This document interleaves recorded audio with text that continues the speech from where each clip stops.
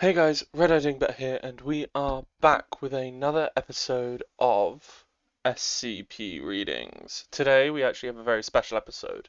Today is SCP-49, which is, if you lot are not familiar, the Plague Doctor, one of the most famous SCP, um, well, SCPs, other than uh, the statue, the hard to destroy reptile, the shy guy, and maybe the old man, which I think is 172, 682, 90 something, and 106. Eh? It's right up there with those lot. Like, this is a very famous one, so that's why it gets its own episode. So, without further ado, let's get into the Plague Doctor. Item SCP-049. Object Class Euclid. Special Containment Procedures. SCP-49 is contained within a standard secure humanoid containment cell in Research Sector O2 at Site 19. SCP-49 must be sedated before any attempts to transport it. During transport, SCP-49 must be secured within a Class 3 humanoid restricted harness, including a locking collar and extension restraints, and monitored by no fewer than 2 armed guards. While SCP-49 is generally cooperative with most Foundation personnel, outbursts or sudden changes in behavior are to be met with elevated force. Under no circumstances should any personnel come into direct contact with SCP-49 during these outbursts. In the event of SCP-49 becoming aggressive, the application of lavender, L. multifidia, has been shown to produce a calming effect on the entity. Once calmed, SCP-49 generally becomes compliant and will return to containment with little resistance. In order to facilitate the ongoing containment of SCP-49, the entity is to be provided with the corpse of a recently deceased animal, typically a bovine or other large animal, once every 2 weeks for study. Corpses that become instances of SCP-49-2 are to be removed from SCP-49's containment cell and incinerated. SCP-49 is no longer permitted to interact with human subjects, and requests for human subjects are to be denied. Temporary Containment Procedure Update. See Addendum 49.3.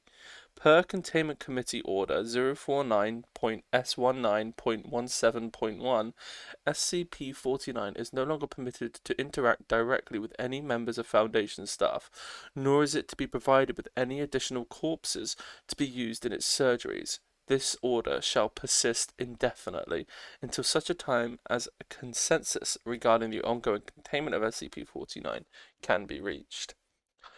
Description: SCP-49 is a humanoid entity, roughly 1.9 meters in height, which bears the appearance of a medieval plague doctor. While SCP-49 appears to be wearing thick robes and a ceramic mask indicative of that profession, the garments instead seem to have grown out of SCP-49's body over time. The robes and gloves are identical to a thick hide built up on the skin, while the mask is composed as a kind of chitin growing out of the bones of the face. And they are now nearly indistinguishable from whatever form is beneath them. X-rays indicate that despite this, SCP-49 does in fact have a humanoid skeletal structure beneath its outer layer. SCP-49 is capable of speech in a variety of languages, although it tends to prefer English or medieval French. The entity claims to have originated in the 15th century France, although he admits that it is particularly well travelled.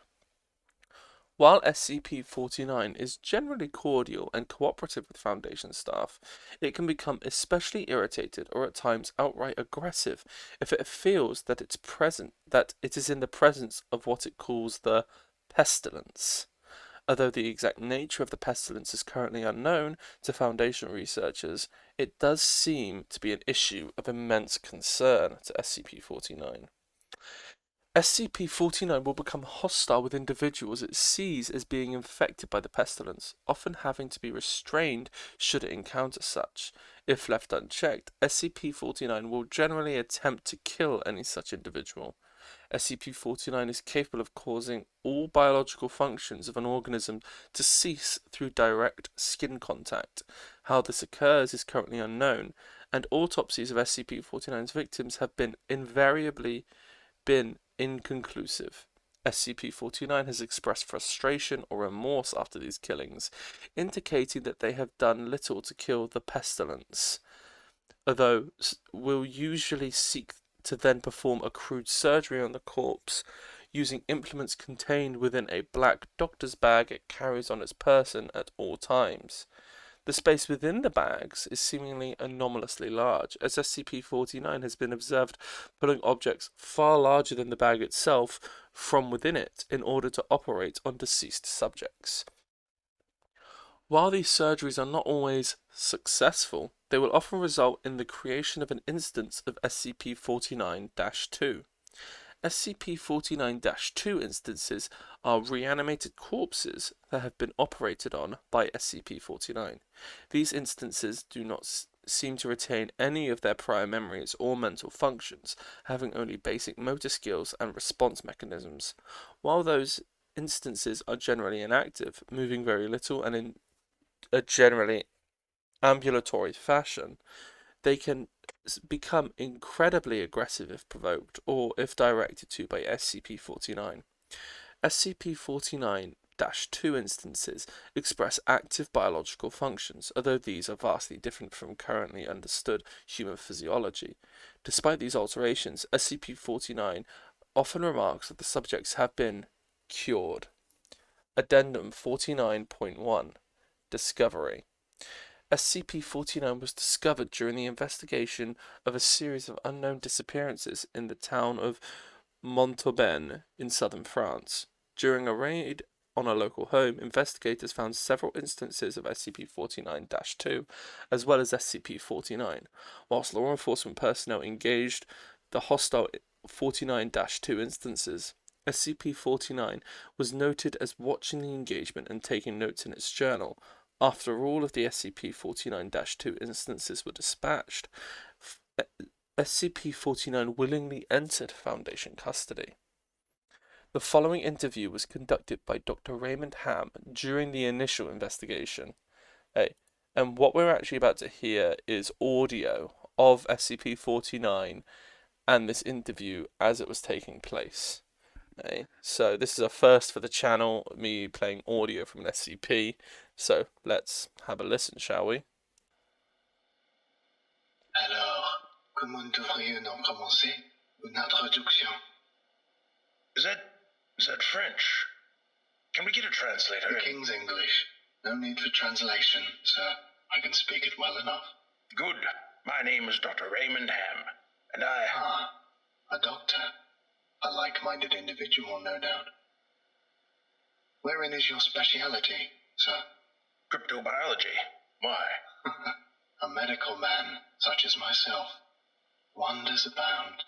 And here, I worried I had been abducted by common street thugs. This place, then, this is your laboratory. I had wondered, as clean as it is, and with such little trace of the pestilence here. The pestilence? What do you mean? The scourge. The great dying. Come now, you know what is it they call it? No matter. The pestilence, yes. It abounds outside these walls, you know. So many have succumbed, and many more will continue to, until such time as a perfect cure can be developed. Fortunately, I am very close. It is my duty in life to rid the world of it, you see. The cure to end all cures. When you say the great dying, are you talking about the bubonic plague? I don't know what that is.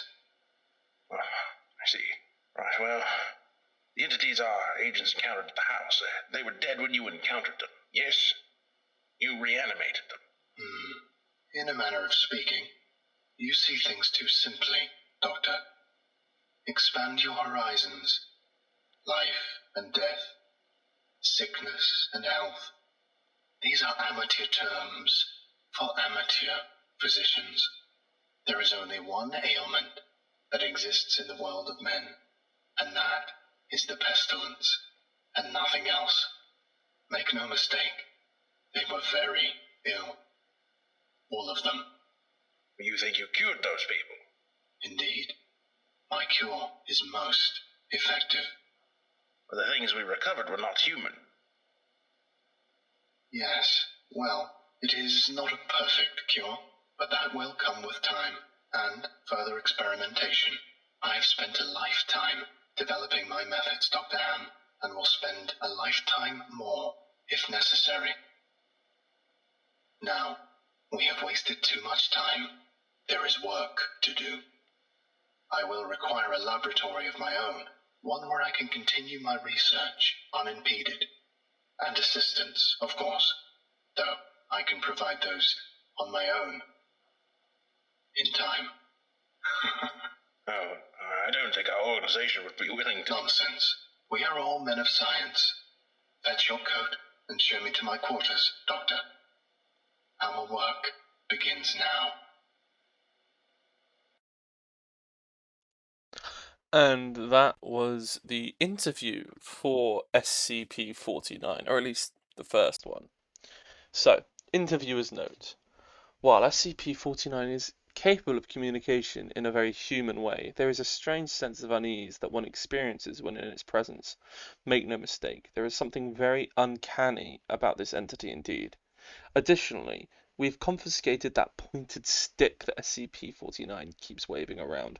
Part of this was due to the standard confiscation protocols for the possessions of anomalies, and part because 049 really is a menace swinging it around like he does.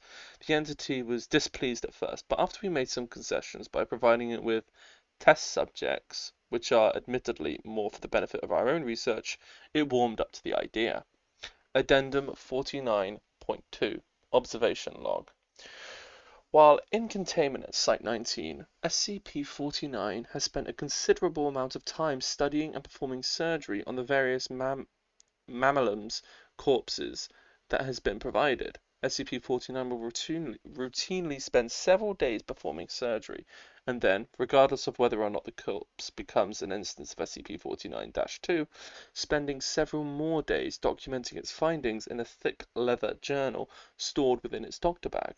SCP-49 will often seek to share its findings with members of Foundation staff. The following is a log of several occurrences during which SCP-49 has observed operating on a mammalian corpse. Observation Log 49.0L.1 Summary. Subject SCP-049. Preface. A test subject, D-8512-3, was introduced into SCP-49's containment cell. The entity expressed sincere gratitude towards all members of staff and containment and research staff. Observation notes. SCP-49 began by asking D-8512-3 several standard medical questions. As it began removing tools from its bag, shortly after finishing its preparations, SCP-49 quickly closed the distance between the two, killing the subject with a touch to its throat. Afterwards, SCP-49 made a number of considerable alterations to the basic structure of the subject's corpse, often introducing fluids from within its bag into the subject by way of a hand-powered pump and copper tubing. The resulting 49-2 instance became animated, flailing and grasping at the walls of the chamber with a number of manufactured limbs, whilst moaning out of an oblong orifice now present in its sternum. During this time, SCP-49 was observed taking notes of the instance in its journal, and remarking to the watching research staff about the efficiency of its cure. Security personnel entered the chamber to move SCP-49 back to its containment, and were attacked by the instance. The security team dispatched the SCP-49-2 instance, and SCP-49 returned to its containment with no resistance, stating that it was pleased with the results. Observation Log 2 Summary. Subject: SCP-49. Preface: SCP-49 was provided the corpse of a recently deceased goat. SCP-49 expressed gratitude at the provision. Observation notes: SCP-49 operated on the goat corpse for several days, eventually resulting in an instance of 049-2. 049 expressed pleasure at the outcome, although admitted the disease was still in its necrotant stage. My veterinarian practice is rudimentary, but the patient responded well to the procedure. Observation Log 3. Summary. Subject: SCP-49. Preface: 049 was provided the corpse of a recently deceased orangutan. 049 expressed noted gratitude at the provision due to the similarities between the orangutan and common human physiology. Observation notes: 049 spent several days operating on the orangutan, reanimating it several times. However, 049 appeared to be discontent with the results it experienced, returning to the creature 3 times after its initial reanimation for additional work. After it was unable to reanimate the corpse a 5th time, 049 turned the corpse over to Foundation staff for incineration, stating, "I have learnt so much from this, though I fear my early optimism was misplaced. I haven't yet come across such a stumbling block on my road to the cure. More subjects like this would do a great deal in advancing my research." Observation Log 049-OL-7. Full. Subject: SCP-49. Preface: SCP-49 was provided the corpse of a recently deceased bovine. SCP-49 expressed mild annoyance at the provision, although accepted it nonetheless. SCP-49 had stated its desire to work on human subjects several times between this occasion and the earlier provisions of an orangutan, noting its discontentness when they would not be provided. Observational notes: SCP-49 spent several days operating on the bovine corpse, breaking only to dine on a requested dinner of thin crackers, salted pork, and hard cheese. SCP-49 has expressed that it does not require sustenance, but enjoys it and feels that food helps put it in the right mindset to operate. Beginning first by embalming the corpse, 049 was observed producing a number of long syringes from its bag, each containing a dark, viscous liquid. 049 described these fluids as essence of the humours, and elaborated by saying the pestilence may bring about a systematic imbalance. In such a case, before true healing can begin, one must find the humours in balance, or the body will reject the cure. 049 added to this statement by saying, "This is, of course, elementary knowledge for the practical physician. I would have thought you would have learnt this during your education." Over the next few days, 049 spent a considerable amount of time adjusting the organs of the bovine corpse with a number of large metal instruments. After 8 days, 049 produced a lightning rod, which Dr. Ham exchanged for an electric cattle prod attached to an extension cord, and struck the corpse in several locations. The action seemingly had the effect of reanimating the bovine, which once again became ambulatory, despite the inversion of the head and reorientation of its limbs. Now we go on to a follow-up interview. Let's see how this one progresses. We've watched you work for several weeks now, and honestly, I'm not sure I understand what you're doing. Could you describe your process in detail? Oh, goodness, no. The process is most intensive. As I said to your assistant, the best instruction you will find about my methods are here in my journals, as I have kept exhaustive records of my work there. There is a footnote right here. Notably, SCP-49's journals are not written in any known language, and attempts by linguists and codebreakers to decipher it have been unsuccessful. So let's keep listening to the rest of this interview log, shall we? I see. Well, my concern, Doctor, is that we still don't understand what you're seeking to cure, or how it manifests, or how turning these creatures into quasi-living, mindless drones helps in that effort. You do not understand the pestilence? Even after all this time? Doctor, It is an unspeakable horror, one that has shown its true face many times before, and will again. I find myself blessed with the wisdom and good senses needed to root it out and destroy it. But many, like yourself, cannot. It is a cruel judgment, I fear, to be at the mercy of a disease you cannot fully comprehend. That still doesn't answer my question. How's your cure any kind of cure at all? It is a cure. You may laugh at my efforts if you please, but do not besmirch the good name of scientific progress that has developed this great mercy. What you short-sightedly see here is a life better than any this creature could have hoped for. Stricken as it was with the pestilence, this creature is now clean, unable to spread the pestilence, and free from the terror it would have experienced otherwise. This is hardly a creature at all, Doctor. It's not even... Do not jape with me, sir. You and your colleagues are like so many others, unable to look past minor setbacks to see the salvation taking place before your very eyes. Do you wait to remove rotten timbers until the whole collapses on top of you? No. You find them and you pull them out and replace them with those untouched by rot. And most of all, you do not simply mock the structure because it now looks different to you. It is strong. It is free of disease. I'm sorry. Didn't mean to agitate you. I'm just trying to understand. Yes. Well, do mind your words in the future, Doctor. I am a professional, but even professionals may feel the bite of pride in dealing with criticism of their masterpiece. I will forgive this as an act of good faith between colleagues. Is there anything else I can help you with? No, that will be all.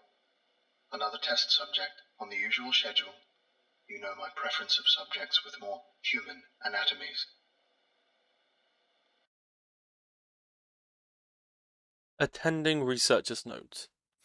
SCP-49 does seem to genuinely want to help other humans, although it has not yet been able to provide a concrete example of what exactly it is trying to save us all from. I have watched it now for over several weeks, and while the outcomes do not seem to ever change, 049 continues to claim that it is growing closer to its perfect cure. I think the entity may be more aware of the reality of these outcomes than it would like us to think. Addendum 49.3. The 4th of the 16th, 2017 incident.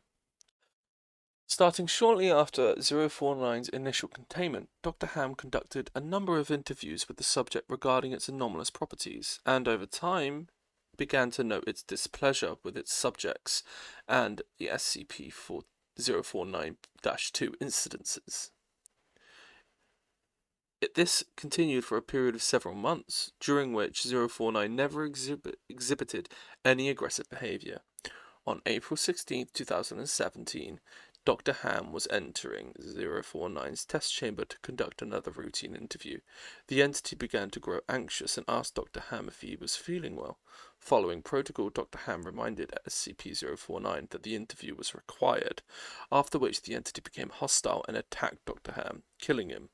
Due to a lapse in security protocol and because Dr. Ham did not activate the in-chamber emergency system, Dr. Ham's corpse was not discovered until 3 hours later, at which point 049 had converted it into an incidence of 049-2. In the aftermath of the incident, 049 was interviewed by Dr. Theron Sherman, and we are about to hear this interview as well. I need you to explain yourself. SCP-049, you are being directed to explain your actions, and I will remind you that failure to cooperate will result in further restrictions during your containment. My actions do not need to be explained. You killed Raymond Ham, and then butchered him until Not dead. No, not dead. He is cured. Cured? Cured of what? The pestilence, sir. I had thought you, at least, would realize what luck it is I detected it before. What pestilence? You keep going on and on about this pestilence, but you have not once been able to properly identify this disease. What could you have possibly seen in him today that you had not seen so many times before, that it would be worth his life? The pestilence presents and progresses in unforeseeable fashions, and has a queer way of creeping into the unprepared. And call it what you want, Doctor. It was a mercy I did to him. He is cured. He is a vegetable. I would not expect you to understand. You and your ilk have proven time and time again not to be men of science, but men of emotion. You cannot appreciate the horrors I have seen. Those many millions who have succumbed to the pestilence and been changed. Your cure cost Ray his life.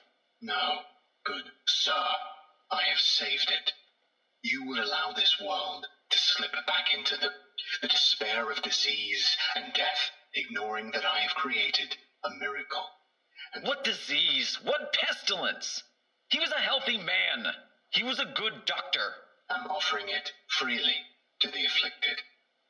You are not worth this argument, sir. You are short-sighted and foolish. Dr. Ham was sick, and I cured him.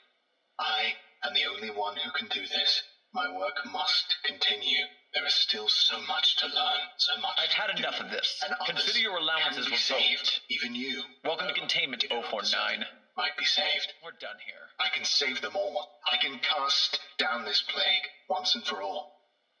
I can do this. Only me. I saved him. Dr. Ham. I cured him. He was sick. I know he was sick. I know he was. And you are all sick, but I can save you. I can save all of you, because I am the cure. Addendum 49.4 Post-Incident Report Interview. The following interview is an excerpt of the 4/16/2017 049 Incident Report. The interview was conducted by Dr. Elon Itkin and took place 3 weeks after the start of the initial investigation. SCP-049, we are conducting this interview to close out our investigation of your actions taken on April 16th that resulted in the death of a staff member. Do you have any comments to make? Only that I look forward to the day when you will allow me to resume my work. I have spent the last few weeks compiling my notes and constructing a new theory for how the pestilence was able to infect someone in such an insidious manner that I nearly couldn't detect it. Have you experienced any remorse for your actions? For the death of Dr. Ham? Ah, yes. Well, the death of a colleague is always regrettable. But in the face of the pestilence, we must be swift, Doctor, and act without hesitation. Dr. Sherman noted in his report that you seemed to be mournful during your initial interview. Mourn? Perhaps. I had not thought that. It is lamentable that a fellow doctor became infected, but the work continues. Regrettable as it was, Dr. Ham's death provided important insight. Living human subjects are the only way to proceed forward, I am decided. My cure is of little use on dead flesh, and I have gleaned all I can from your generous supply of corpses. My desires turn towards tending to those still living who suffer from the disease. I'm afraid you're going to be disappointed. Oh, Doctor, I wouldn't be so sure. And that is SCP-49. Thank you for listening. And if you enjoyed it, make sure to like, comment, and subscribe, because why not? It's free. Anyway, I'll see you guys in the next episode. Until then, bye.